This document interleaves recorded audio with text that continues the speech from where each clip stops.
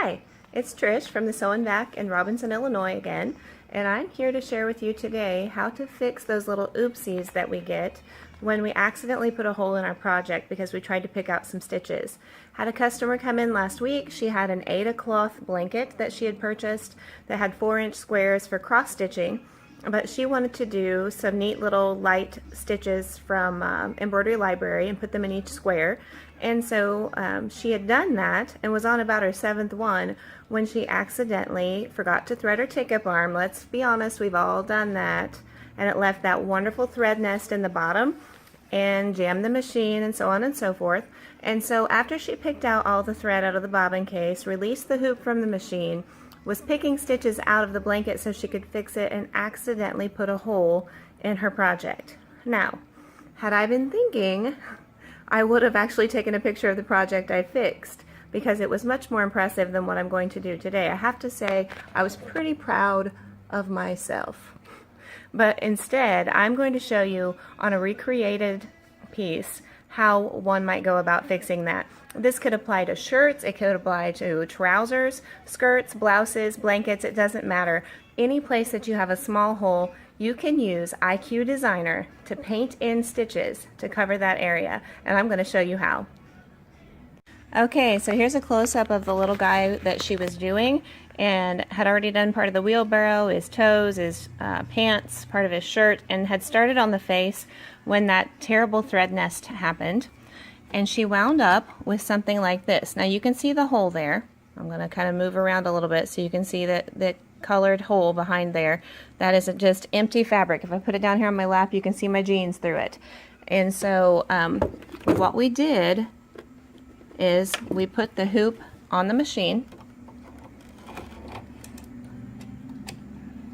I'm back to my main screen. You can see here Sewing, Embroidery, and IQ Designer.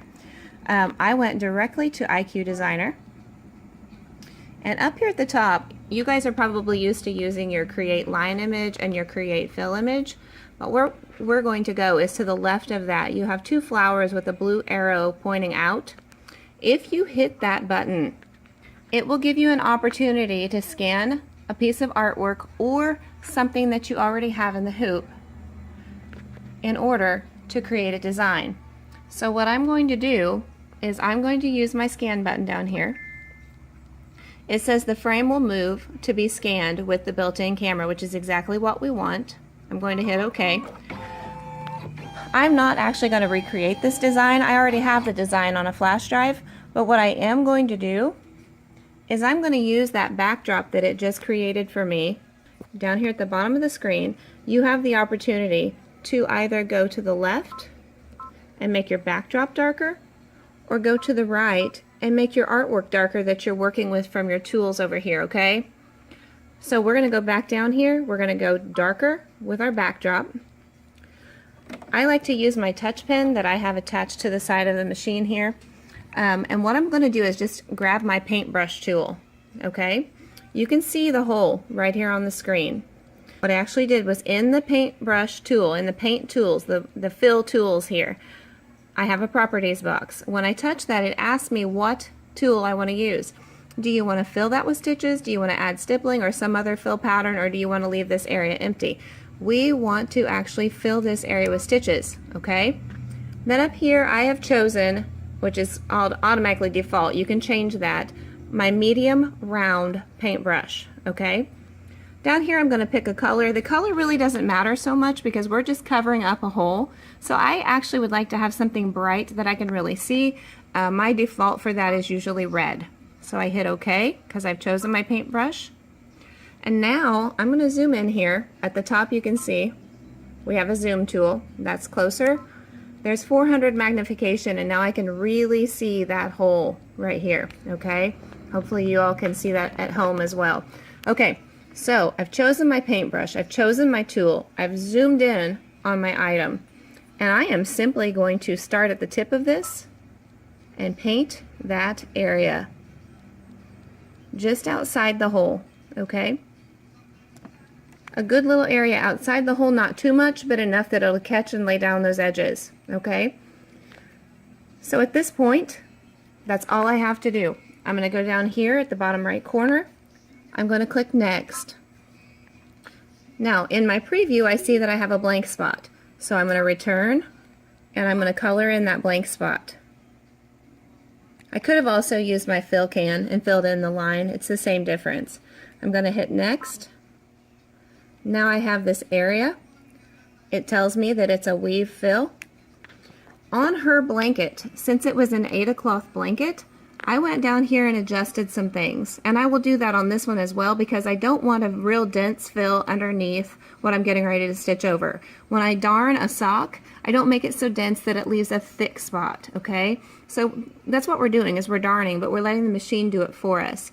So the angle on auto is fine. The percentage here is your density. So on my density, I'm going to take it down to 90%. On her blanket, I actually did 80%. My other reasoning for that is I want to match my thread as closely to my fabric as possible, and I have chosen a white polyester. You could also do a 50 weight cotton, but this is a serger thread, which usually stands to be pretty thin and fine and smooth. It is a Madeira thread, which is a smoother thread.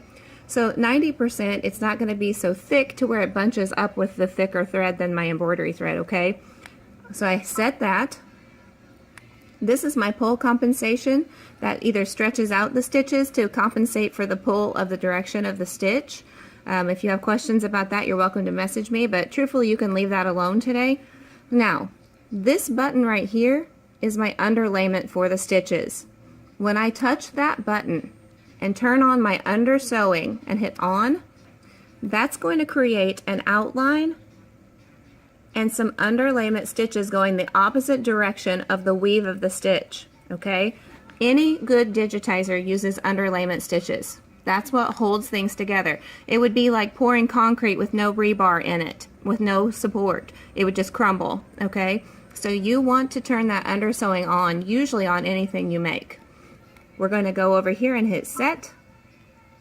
At this point, I'm ready to preview, so I hit preview.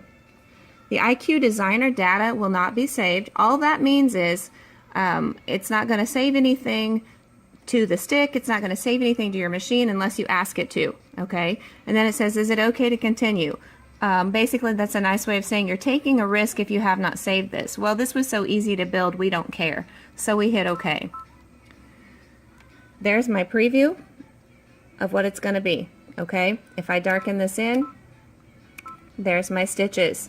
And all I did was I took out my backdrop to where I could see my stitching by going to the right, okay? I'm fully okay with that. It tells me up here that design's going to take about a minute to stitch. And so I hit set and hit OK. Now I'm going to pause here and then I'm going to come back in and show you how to add the other design.